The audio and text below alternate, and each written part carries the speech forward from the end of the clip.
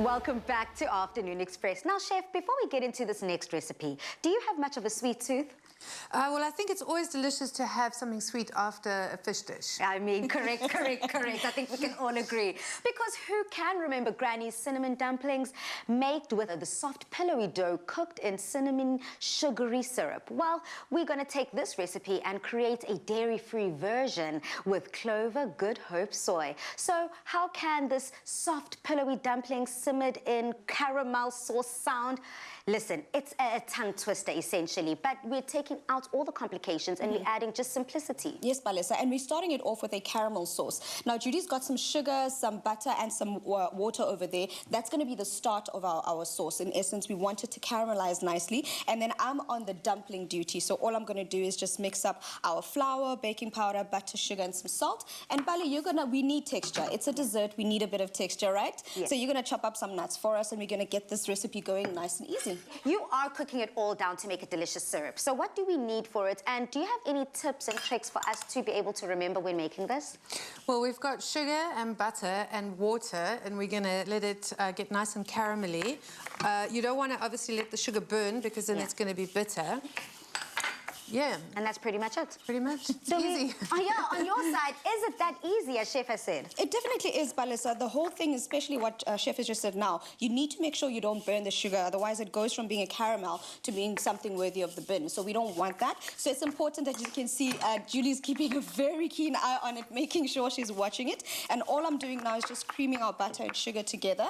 And to make this easier for me, I'm using our Good Hope Clover soy milk for this recipe. So what I want to do now is before I add our dry ingredients to this mixture, I'm going to add it into our mixture here. And you want to make sure, Balisa, that you get enough of the liquid in there. So what I'm trying to do is we're using a milk alternative. And what I love about this soy milk is the fact that it is low in sodium, Balisa. It is a great source of omega-3. And you don't even have to worry about too much because of the fact that it is enriched in calcium from whole soybeans, Balisa. Beautiful. I mean, it is dairy-free. It is ready for drinking on its own, but you can also use it in baking and cooking. But also, what's so special about this Clover Good Hope soy milk is that it's preservative-free as well as a great source of protein and good nutritional value.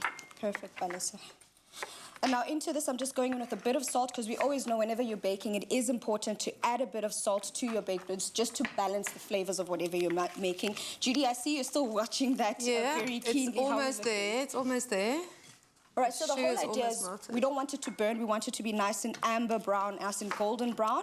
And that's when we know that our caramel is almost ready. So I'm also just going to start putting this together because once the sugar caramel mixture is done, then it means that we need to start adding the dumplings into there.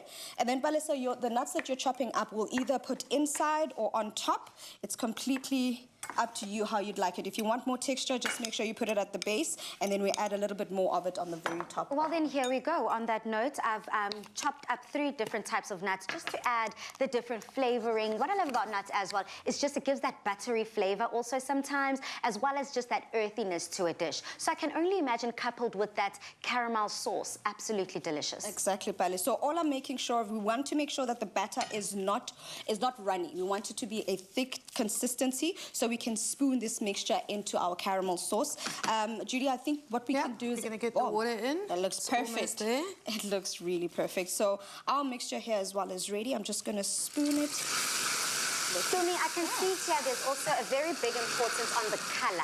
Correct. The colour of that caramel also, you need to keep an eye on it. Yeah, and the reason why we're adding the water, Balisa, is because we've done the caramel now. We don't want it to cook any further and burn. Okay. So that's why we're adding that liquid to it to basically, in essence, stop the cooking process because we're still going to cook it down. So once we add our dumplings in there, the water's going to evaporate, but then the sugar's going to end up caramelizing and getting nice and thick. So now this is the perfect time for me to start adding these dumplings into our mixture here.